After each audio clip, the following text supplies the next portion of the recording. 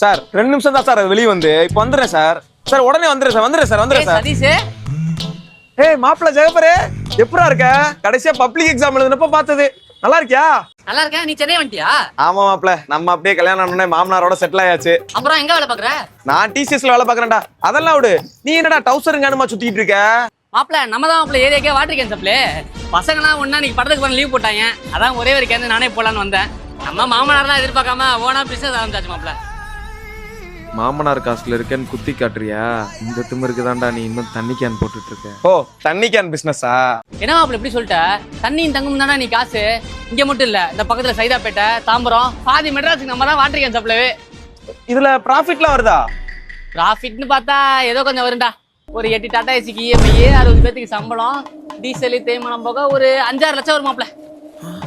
5-6 லட்சமா? மாப்பிள்ள சொல்றேன் தப்பா நினைச்சுக்காத. நீ எவ்வளவுதான் 30,000 40,000 சம்பளத்துக்கு வேலைக்கு போயிட்டு இருப்ப. ஓனாதான் பிசினஸ் ஸ்டார்ட் பண்ணி லைஃப்ல செட்டில் ஆகிற வழியை பாரு. ஓன் பிஸ்னஸா?